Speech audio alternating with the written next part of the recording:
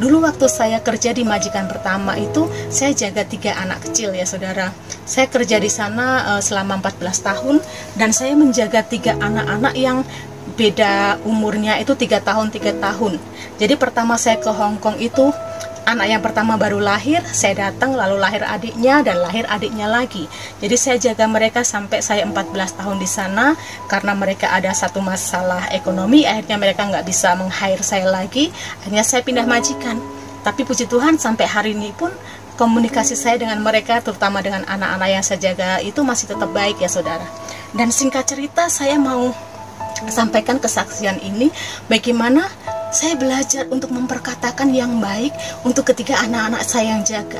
Walaupun secara kenyataan ya saudara, namanya juga ngurus anak-anak 3 masih kecil-kecil itu repot. Ya kadang-kadang namanya anak-anak, kadang-kadang ada bandelnya dalam tanda kutip, ada nakalnya dalam tanda kutip. Tapi saya selalu berusaha untuk memperkatakan yang baik. Jadi kalau misalnya saya ketemu teman-teman atau siapapun tanya, anak kamu nakal nggak sih? Saya selalu jawab, oh enggak, anak saya baik kok. Mereka anak-anak yang manis, mereka anak-anak yang taat, mereka nurut. Jadi saya nggak capek, saya nggak kerepotan ngurus mereka. Saya selalu berusaha memperkatakan hal itu setiap ada orang yang bertanya. Bahkan kalau ada orang yang bertanya tentang majikan saya, majikan kamu gimana?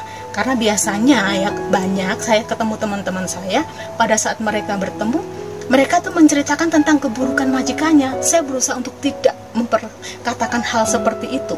Meskipun majikan saya juga bukan malaikat, tidak baik semuanya, tapi saya selalu berkatakan majikan saya baik, anak-anak yang saya jaga baik, anak-anak yang saya jaga taat, mereka nurut, mereka tidak nakal, mereka tidak bandel. Itu selalu saya perkatakan, dan saya juga ajari mereka dengan cara yang sederhana, makan doa sebelum makan, doa sebelum tidur. Bahkan anak-anak saya itu 3-tiganya itu dulu, terutama anak yang pertama, sering saya ajak ke gereja. Saya ajak dia untuk ke gereja, ikut kul, ikut ibadah, ikut sekolah minggu, ikut kegiatan dari pagi sampai malam, seperti Kelly itu sekarang itu. Dulu anak saya juga seperti itu. Sampai suatu hari anak saya yang pertama itu dia tuh sukanya tuh main komputer.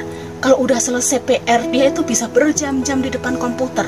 Dan suatu hari saya tuh nyeplos gini, kamu tuh main komputer terus, udah nanti kalau kamu besar kamu kuliah di perkomputeran aja, jadi programmer kayak apa, daripada main game aja. Itu sambil lalu itu saya ngomong seperti itu. Lalu anak saya yang kedua, dia itu paling suka ngintili, itu artinya ngikutin saya ke dapur. Kalau saya lagi masak atau apa, dia tuh selalu ngikutin, entah bantu saya cuci sayur lah, entah bantu saya untuk masak nasinya, atau ngoseng-ngoseng sayurnya. Dia tuh selalu ngikutin saya hampir tiap hari. Di situ saya tuh nyeplos, kamu nanti kalau udah besar sekolah koki aja, kamu cocok jadi koki, kamu pinter banget, masih kecil udah pinter di dapur, udah kelihatan bakatnya. Saya tuh nyeplos seperti itu berapa kali ke anak saya. Dan anak saya yang ketiga ya saudara, dia cowok tapi masih kecil, dia itu suka banget dance ya saudara. Tiap hari tuh di rumah itu suka joget-joget, dan jogetannya tuh kayak luas banget. Saya tuh sempat nyeplos begini, wah hebat sekali, pinter sekali Silo, saya panggil dia Silo. Kamu nanti kalau besar bisa jadi penari, bisa jadi dancer, kamu tuh ngiringin Andy Lau. Saya dulu kan suka Andy Lau ya saudara. Jadi saya tuh nyeplos seperti itu. Dan itu kejadian sudah beberapa tahun yang lalu pada saat mereka masih kecil-kecil. Dan sekitar 3 tahun lalu lah, pada saat ada corona itu, saya ketemu dengan anak saya yang saya jaga itu. Yang pertama, pada saat itu dia cerita tentang kegiatannya, dan dia cerita ke saya, Cece, saya sekarang lagi kuliah. Oh iya, kuliah di mana? Saya kuliah perkomputer, saya ambil programmer. Jadi nanti kalau saya udah lulus kuliah, saya bisa kerja jadi programmer. Di situ saya kaget saudara, dan saya speechless. Lalu dia cerita tentang adiknya. Kalau adiknya yang nomor 2, katanya dia lagi kuliah di jurusan masak-masak, tapi masakan yang saichan ya kalau di sini namanya. Itu masakan yang biasanya dimasak di hotel-hotel yang menunya kecil-kecil, unik-unik seperti itu. Jadi anak yang kedua itu lagi ambil kuliah seperti itu.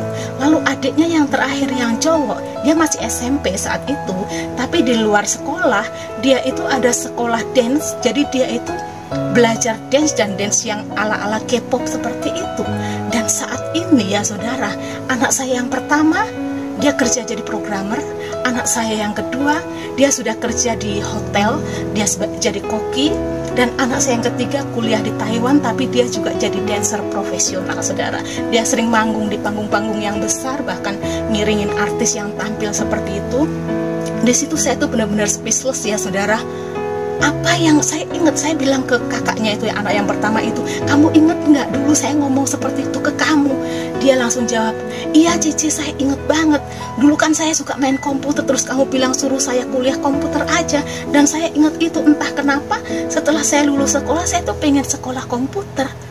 Jadi apa yang dulu saya perkatakan sebenarnya tanpa sengaja, maksudnya tanpa saya punya tujuan kamu harus jadi seperti ini, tapi saya memperkatakan hal yang positif. Dan beberapa tahun setelah itu Tuhan benar-benar lakukan persis seperti apa yang saya katakan.